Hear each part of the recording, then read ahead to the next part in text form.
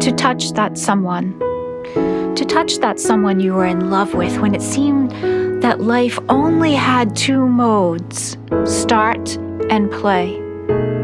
To touch that someone who introduced you to your late soul sister you'd converse with for hours or sit comfortably with in healing silence. Your soul sister you'd go clubbing with, never waiting in line, bouncers unhinging the ropes as soon as they saw you approaching.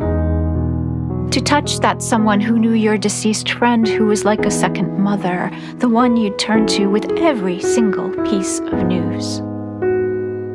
To touch that someone you have decades of history with. To touch that someone who recently hopped on the red-eye the very day he heard the news that your father passed away, traveling over 2,500 miles, canceling everything on his calendar to wipe the tears from your reddened brown eyes.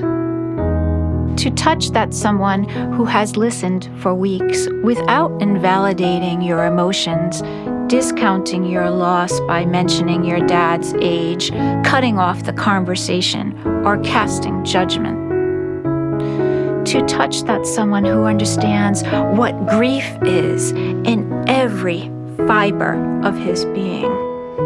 To touch that someone who agrees that this wasn't your father's time.